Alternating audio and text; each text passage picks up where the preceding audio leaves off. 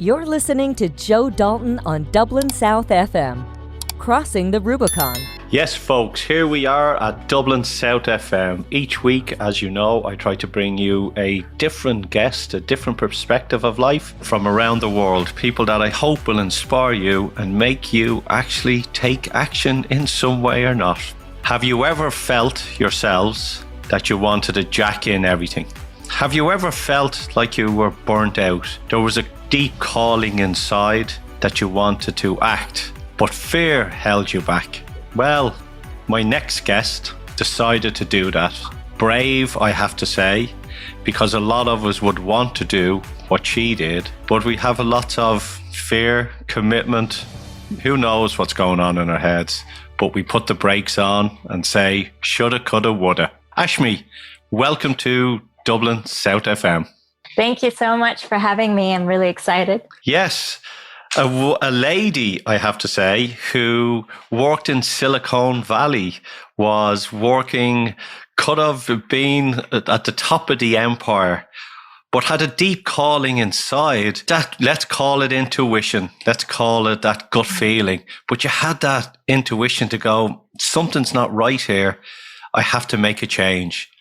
But I don't think that just happened with yourself, there and then. You must have had this feeling within you from an early age. Can you tell us what happened? Yeah, I mean, as a young child, I've always felt connected to the magic of the universe.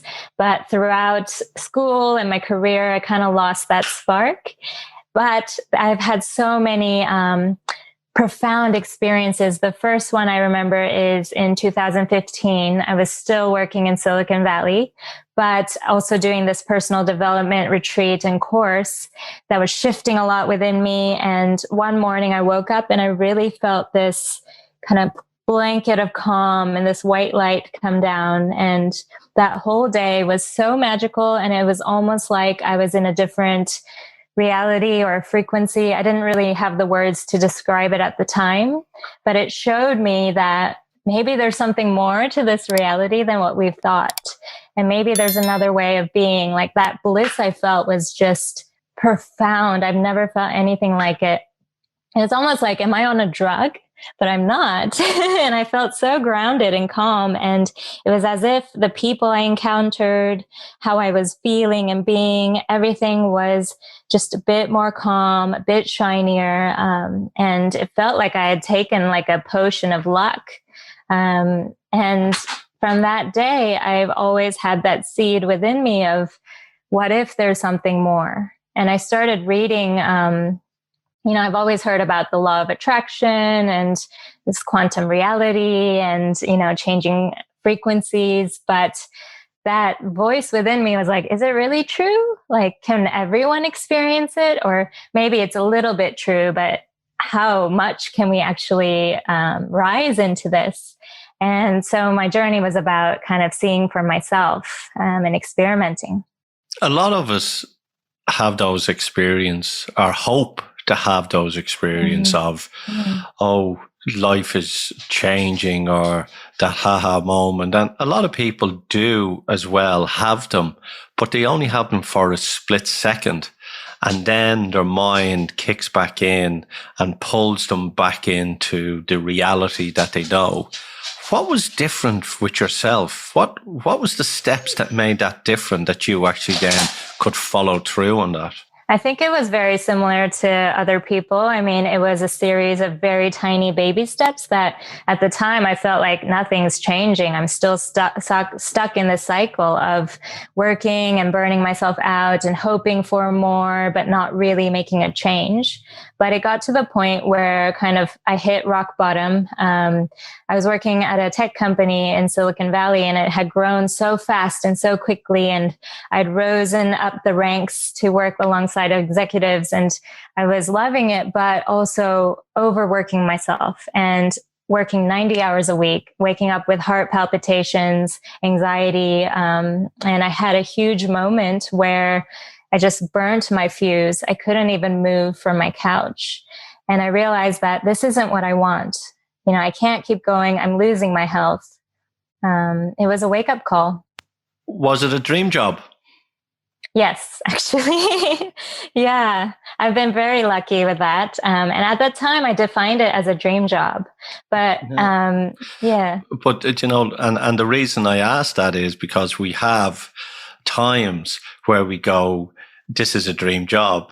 And then you realize it's not the dream job, because what a lot of people do, they look for fulfillment because there is a gap, and they try and move and do things which they think will make them happy.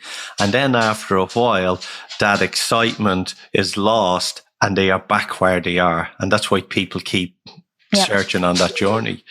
But tell me this, when you decided, this must have been sort of building and building on, I'm getting out of here, I'm getting out of here, I'm getting out of here. When you decided... What did my family say? They were very supportive, actually, because they had seen me go through my burnout. And they knew that though I was following what I had said to them is my dream job, they saw me losing my connection to my spirit and my heart. I was just being more short, impatient, stressed out. So they supported me. But I feel like anytime you choose to leave the matrix or the conventional roles, you do get a lot of judgment from peers. I felt it a lot from kind of my colleagues and peers who are feeling like maybe it's a bit of judgment that they're projecting onto me. And the biggest thing was my own self-judgment of, can I actually do this? The self-doubt was massive. And so many times I second-guessed myself. It's self-worth is the real thing. And, I've learned over the years as well that if someone, whatever they're doing in their life, whatever prices they're quoting, whatever people they're dealing with, it all boils down to self-worth and understanding what your own self-worth is. So what happened then? You're like, at the moment you move from high drive, let's call it socialite, Silicon Valley. When people around the world hear of it, they think of tech success and all the trimmings. And you went from there to the furthest place possible with no tech. Yep. I'm in the forest now. But, even the step towards moving towards my own spirituality, because I think in the conventional world, spirituality is branded as woo-woo, a little airy-fairy. You see it in mainstream movies and books, the way it's described. And for a while, I denied myself that curiosity I had as a child. And I kept thinking, no, if I follow this, I won't be seen as credible or smart. What will my friends think of me, or my colleagues and peers?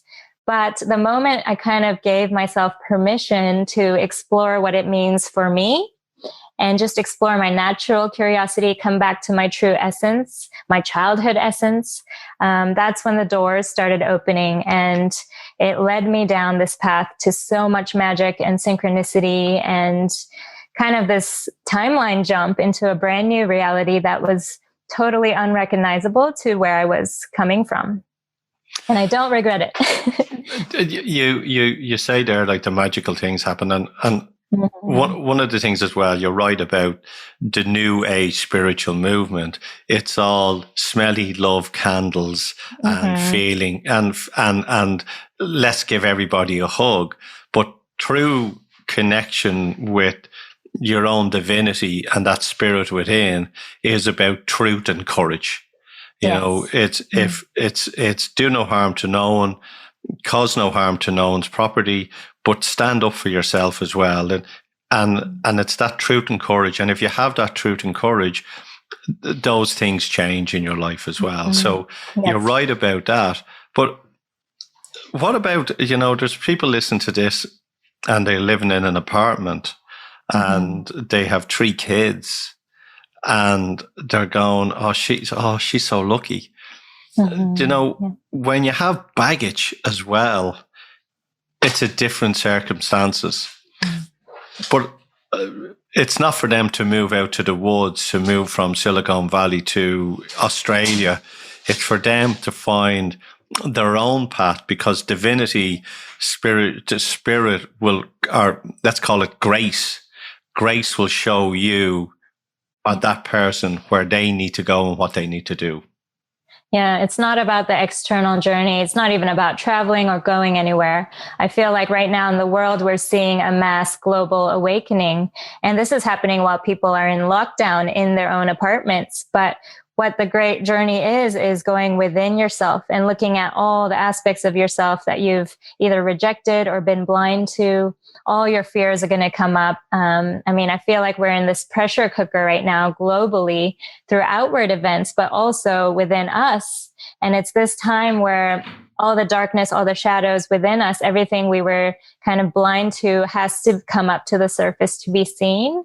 And as we see it and feel it, we are healing it and we're kind of raising our vibration. Ashmi, you said it there that everybody's worst fear or nightmare is going to come up. And I get a feeling that it's moving faster and faster. And all those fears and all those nightmares that people are going to experience are happening to them for a reason. Mm-hmm. And a lot of people won't get that. Yes. But it's happening in such a way for them to face their fear. And when you are at a level of understanding who you are and that spark within inside, that fear doesn't really have a power over you, because everything in the world at the moment is designed to give everybody what they want, but so nobody knows what they need. And everything is external and making everyone look outwards and, believe what, radio is saying, or believe what TV is saying, or the political system or whoever, and tuned into that, bubbling up and keeping that fear. But if people really stop for a moment and look within and hold that space with grace within them, that fear then sort of dissipates. Would you agree with that? Exactly. I feel like we often try to suppress our fears, emotions, and growing up, I was taught I kind of told myself not to cry much. So I suppressed my tears.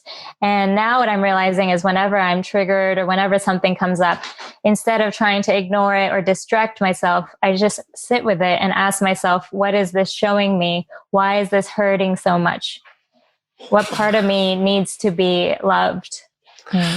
When we sit with stuff, say we have a question, or we have to make go down that crossroads, is it your first reaction that you get, or is it then you just sit with a long time and something comes up and you go with it? Like the question that, the quest that a lot of people are on is, how do I know I'm on the right path? And how do I know if I follow this path, I'm going to be on the right path, or am I going to go down a worse path? And the question then, is their journey to experience something a lot worse? And is that the journey that they've asked to be here for? Feel like we're all learning. We're in a crash course of listening to our intuition and deciphering that from the voice of fear in our mind. And often the mind will go round and round in circles and give excuses or drag you into fear, whereas the heart and intuition speaks way more calmly. It might be a little quieter and it will sound like just your own voice in your head, but it will feel very calming. It will be consistent. It won't give excuses. And that's what I've learned through writing and journaling. I've actually learned how to channel my higher self and my heart. And that's where the messages about the collective started coming through. You're listening to Joe Dalton on Dublin South FM, Crossing the Rubicon. You were journeying at an early age, which helped you. And then you gave it up. And then you took it up again. Was it those teenage years that we all go through, the unpredictable teenage years, that thought we all know everything? Yeah. That made you throw it all to the wind and go, I know better, Madonna. Yeah. Yeah, I was journaling from probably age 8 to 15, but then I just threw it into the wind, and I started doubting my ability to write or even tune in, even though at a young age it felt like I was communicating with a more wise part of myself, because of course I'll rage and vent at the top of the page, but by the bottom of the page, this wisdom would come through, this higher perspective. And I feel like we're all able to tap into that, and we all communicate with it in different ways. And for me, it was writing. You say there, tap into it. How do you tap into it, and how would you advise other people to tap into their own inner connection as well? Yeah, we have to let go of the mind and of expecting it to look or feel or be a certain way, including our own self-judgment of, oh no, I'm stuck, or oh, nothing's coming. Because when the words come, or whenever the inspiration comes, it's when you're not trying.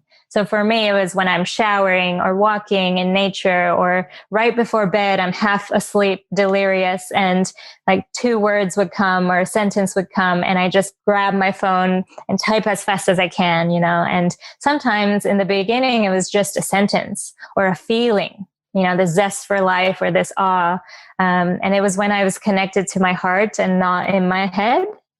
But then the more I actually gave myself permission to trust that voice and take note, the stronger that muscle became. And I feel like you are kind of strengthening that relationship with your higher self, saying, yes, I'm open to guidance. Yes, give me more. I'm listening, when you take note and actually follow what it's saying. Because the big thing is everyone's connected, but we just doubt it. We second guess it.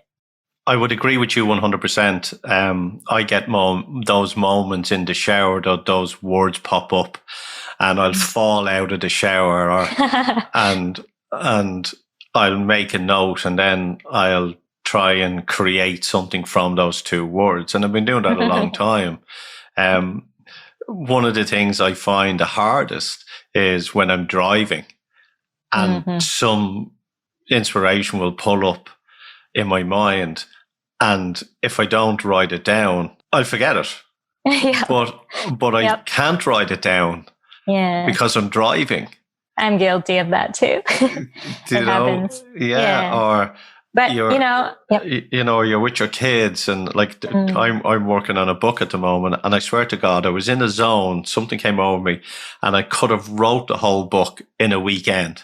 Unfortunately, or fortunately, my children took space and need time, and I lost that because I lost the weekend because there was needs that people wanted. Yeah. So now I'm writing a book. It's taking a little bit longer, but at that moment in time, I could have. There was an energy, there was a feeling, there was creativity, there was intuition, all flowing in that I could have jumped, and I could have stayed awake for 24 hours doing it. Wow.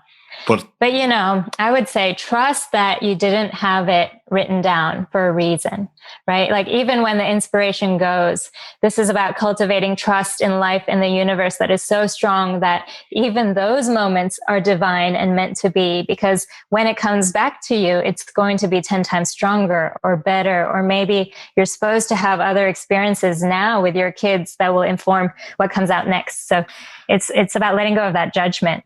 Yeah, it's that judgment. So then look at that same analogy when you're driving down the road and you go, oh my God, and that's great, and you don't do it. And like examples I use, like in social media, you'll see something, someone will write a comment on something and go, someone wrote a comment at a thing that you're following. And it was a thing you were following a year and a half ago. And you go, well, what was that? And you click on it and you read what you said. Well, I read what, and I go, that's very profound. Yeah. I wouldn't have thought it saying that. Did I? Yeah. Did I really say that? Oh my God, that sounds really intelligent. Yeah, that's proof you're connected. You're channeling. Or mad. Yeah. Mad. Either or on it. Yeah. But one of the other things as well that with yourself, income now, it's like you've moved to Australia. You're living in the forest. How are you subsidizing your income now? Is it from writing, art? What are you doing? Oh, this is funny that the first question I've ever been asked about this. So, I mean, everyone's journey is different, but for me, I actually had to take a huge leap of faith because I had an incredible income in Silicon Valley, but of course, 5 times higher rent in San Francisco. But when I left to travel the world, I actually took a baby step and started consulting for entrepreneurs and executives in Silicon Valley just remotely. So I did have an income there month to month to feel safe. Like, this is my safety net. It's okay. You know, I'm still taking a little baby step towards what I want. But what I realized is that safety net isn't as secure as I thought, because basically one of my clients, they couldn't pay me for a year and a half. And their company was on the brink of collapsing. So, you know, you never know exactly how secure you are. You know, any of these illusions of security can collapse at any moment. And for me, my soul was calling me to go 100% into the direction of my soul, my highest alignment. I truly believe that the more I followed the momentum of my excitement and my heart, the more I would discover I am provided for by the universe. But you need to take that step, you know, that little leap of faith first. And so I quit. I gave notice to all my clients in Silicon Valley, and I quit. And I had about 3 or 4 months of doing nothing but listening to my heart, tuning into my energy, really clearing my field. And what I needed to do was let go of this need to be productive to feel worthy, going back to self-worth. Because from childhood, I'd always been about achieving to make my parents proud or achieving to prove myself. And that 3 months of doing nothing and slowing down, that's when all my demons came out of, what are you doing? You're such a failure. Nothing's going to come. There's no inspiration, right? So, you know, people may say, oh, you were lucky you had a cushion, you know, to fall back on. But I actually really had to test myself and go far. And the more I listened to my intuition, I was guided to certain investments. I was guided to write my book. After those 3 months, the inspiration for the book came, and it was purely channeled. And everything I'm doing now, it feels more aligned and channeled. And the biggest thing was letting go of the scarcity mindset of, I don't have enough, or something bad's going to happen, or the other shoe is going to drop. Because growing up, I had that poverty mindset, and it's still in me no matter how much I was making in Silicon Valley. It doesn't matter. You could be making so much and still feel poor. So, yeah. Yeah, it's you know, a lot of people we know that would be earning millions and still they are feeling lost and don't have a fulfilled life. And it is to do a lot with the mindset and the journey that they're on. But, you know, a lot of us will want to live with our feet in both worlds. So, you know, for me, I enjoy that, you know, isolation, as in I find comfort in my own solitude. You know, for me, walking the dog in the woods is the greatest thing that I have to clear my head. I'm calling the woods now my creative mind pod, because when I go in there and you have the deer and the ducks and everything and the birds singing and everything, and the other then is, you know, that's my detachment from the construct. And then you have family, you know, my wonderful wife who you know, and you know, our great children, but it's you have to be in a way. I don't think you can detach yourself fully. Like yourself, you can't live in the woods and eat berries and you know, drinking from the stream and getting the bow and arrow out to shoot the banana tree, or I don't know if you're vegan or not, or you know, and live. Now, I know I'm rambling, but the woods will provide everything for you if you need it. That's the truth. But we are in this arena, public arena, this fakery world that we still need to be part of to generate a living. So, how long did it take you to go from Silicon Valley to though, that time of totally letting go to where you are now? I left Silicon Valley, San Francisco in 2017, and I probably stopped consulting remotely for any companies there in probably 2019 or 20. It was at the start of the pandemic where I was like, oh, now is the time, because I've been hearing about the global awakening for 5 years. And finally, that was the sign to me that change is happening, and now it's now or never. And I knew it's funny because when you know intuitively what you want and what your soul is calling you towards, but you still have doubts, you're in the seesaw of one foot in one world and one foot trying to reach out into the abyss where you don't have any proof, you're going to be caught. I think 2019 was a case of 2020 was a case, everybody was screaming about the economics. Everybody was screaming out political. Yeah. Everyone was screaming about medical. Everybody was screaming out about everything, all those external stuff. And along came, COVID and made everybody then review and look at. And one part was completely, held the space, and another part of humanity went along with whatever that was. And you say the awakening, and it's not even, for me, it's not even people being awake. It's about people finding that essence inside. Yes. No matter what, if you believe that wearing a mask is truly wearing a mask will help you, then you are living in your true being authentic self. If you don't believe a mask is necessary and you don't wear it, then you're living in your authentic self.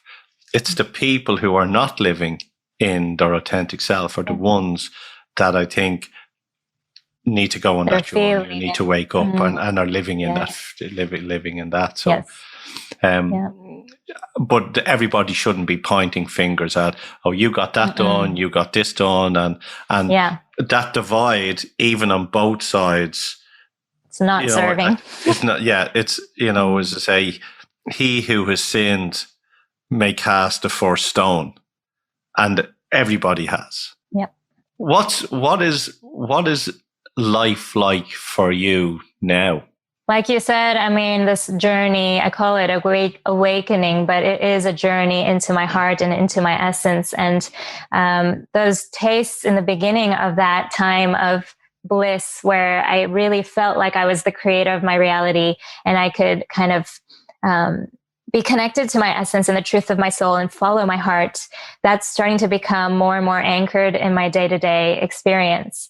And it's not just rainbows and butterflies, it's sitting through all that work, that inner stuff that comes up and hits you in the face. But the more I do it, the easier it's getting. And I'm noticing that I am feeling different. I am feeling more peaceful. I am able to watch and observe myself. And I feel like this is coming for everyone in their own time.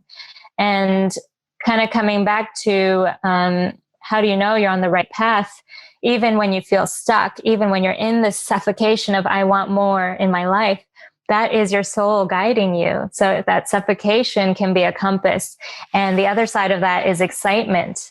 So I would say follow your excitement, because it's going to show you the breadcrumbs that you're supposed to, or your soul wants to go on. And it will be the path of ease and joy.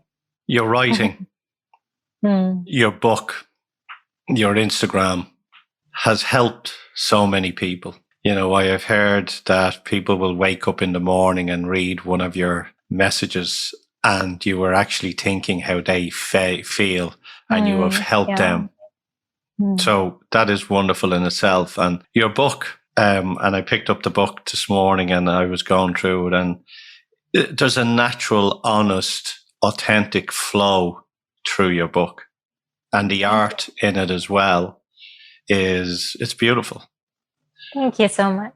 Why the book? I know that that internal spark is write the book, do the book, but what are you hoping to achieve from the book? It's very simple, because the inspiration for the book came in meditation, and it was this rush of love and joy of oh my gosh, I want my children to hold this. I want people around the world to hold this and feel that frequency. And it's because we're in this unprecedented time on earth where we're really being called to awaken to the power and beauty of our hearts. And I wanted to create a kind of a time capsule for that, but also just something we could look back and say, wow, we did it. We are doing it. And to help remember, exactly why we're here on earth. What would you say to the person that is following that journey and they keep pushing it and pushing it, but they're not getting anywhere? They're still caught. They haven't, you talk about the law of attraction and you talk about, we spoke earlier before on Neil Donald Walsh and, Greg Braden and, someone who is, they could say, I'm listening to this and I'm doing everything and I've been doing everything for years, but I'm still stuck in this hellhole. What do you say to them? So many people feel the same. And the first thing is look at that voice that says, I'm not getting anywhere. I'm not doing it right. I'm not enough.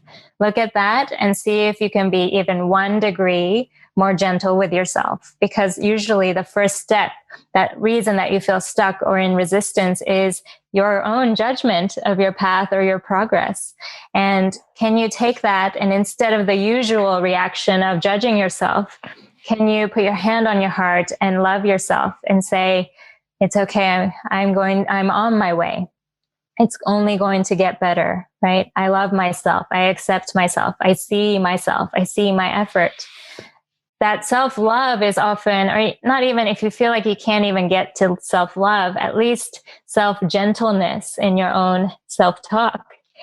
That kind of soothes the resistance a little bit to allow you to feel a little bit calmer. And then you can be open to a new idea, new frequency. Often, I go to nature, put your feet in the ground and connect with the sun. And that will bring you straight into the present moment. And remember, here at Dublin South FM, we're interviewing plenty of people around the world, conscious leaders, and that's why we have the Conscious Business Podcast, which is part of the Conscious Business Academy, offering purpose, profit and prosperity in your life through soulful selling, mindful marketing, conscious leadership and creative culture.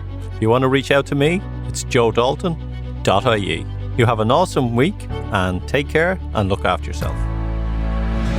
You're listening to Joe Dalton on Dublin South FM, Crossing the Rubicon. You're listening to Joe Dalton on Dublin South FM, Crossing the Rubicon.